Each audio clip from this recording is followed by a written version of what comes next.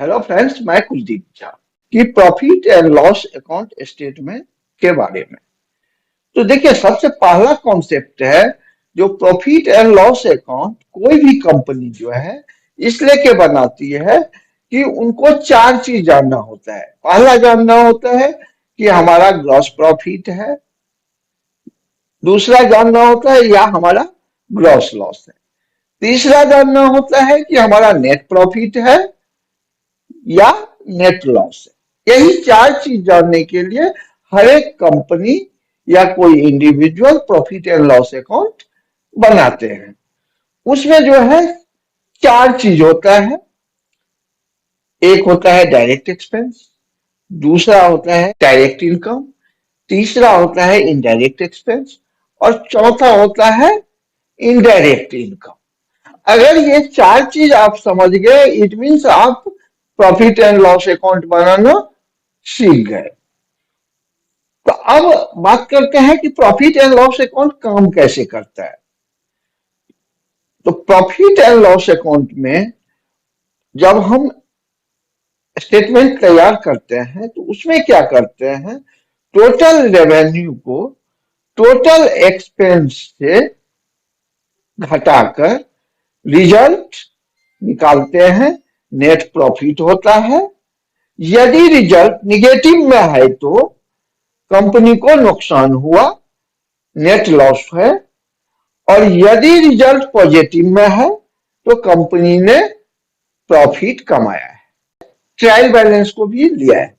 तो trial balance पे ही जो है प्रॉफिट एंड लॉस अकाउंट में ये direct expense, direct income, indirect expense और इनडायरेक्ट इनकम ट्रांसफर होता है। वहीं पे जाके ये चारों का चारों चीज सेट होता है, जिससे हमें ग्रॉस प्रॉफिट, ग्रॉस लॉस या नेट प्रॉफिट या नेट लॉस हम बनाते हैं इसी बेसिस पे। अब आप लेजर में सारे जर्नल एंट्री को रिकॉर्ड करके लेजर में ट्रांसफर करते हैं, तो वहां से जो है सो फिर हम क्या करते हैं, ट्रायल बैलेंस में उसको ट्रांसफर करते हैं। ये चारों तरह के इनकम एंड खर्चे हैं कि डायरेक्ट एक्सपेंस जो है सो क्या होता है।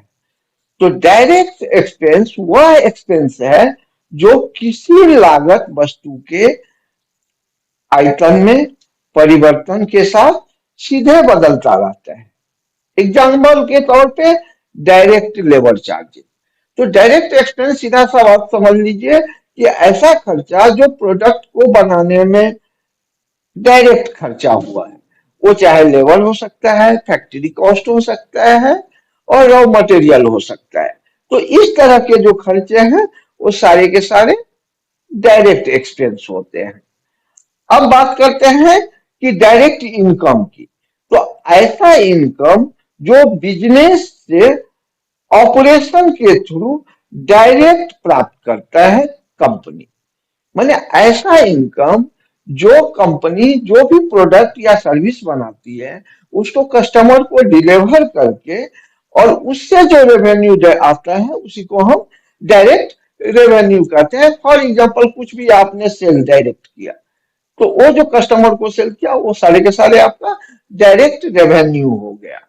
अब बात करते हैं इनडायरेक्ट एक्सपेंस के बारे में। तो इनडायरेक्ट एक्सपेंस ऐसा एक्सपेंस है जो बिजनेस ऑपरेशन को चलाने में जो भी खर्चे करने पड़ते हैं वो सारे इनडायरेक्ट एक्सपेंस के अंदर आते हैं।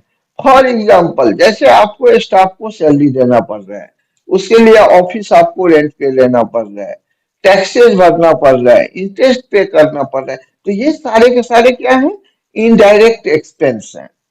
अब बात करते हैं कंपनी का ऐसा इनकम जो इनडायरेक्ट रूप से प्राप्त होती है कंपनी को। फॉर एग्जांपल, अगर आप न्यूज़पेपर लेते हैं कंपनी में और वो एक जगह जमा हो जाता है, फिर उसको जो आप सेल कर देते हैं तो वो सेल के बाद जो आपको पैसा मिलता है वो सारे सारे कंपनी का क्या हुआ, इनडायरेक्ट रेवेन्यू हुआ।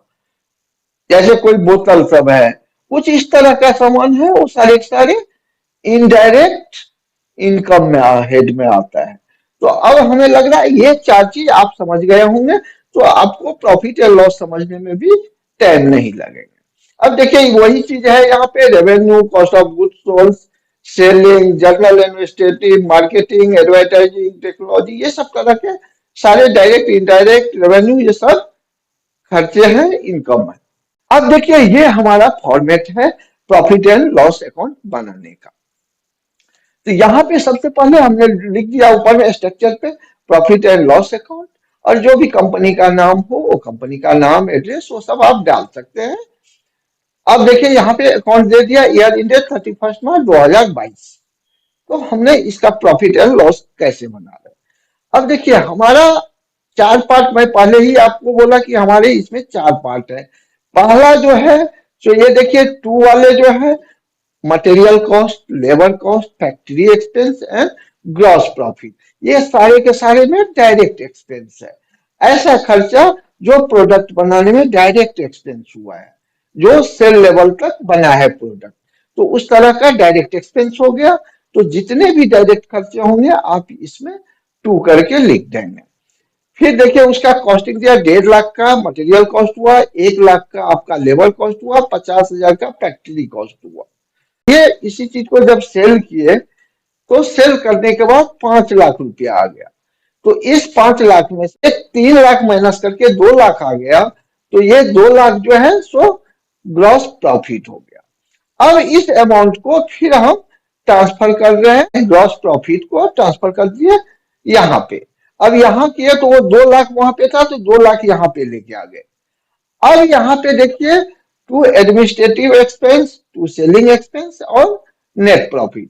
तो ये हो गया आपका टोटल का टोटल। यहाँ पे इनडायरेक्ट एक्सपेंस आपको डालना है, मैंने डिटेल में आपको ऑलरेडी इनडायरेक्ट एक्सपेंस एक्सप्लेन कर चुके हैं। तो यहाँ पे देखिए एडमिनिस्ट्रेशन एक्सपेंस जो है 90,000 है, सेलिंग एक्सपेंसेस 50,000 है, तो ये टोटल 1,40,000 हो गया, और नेट प्रॉफिट 60,000 हुआ है।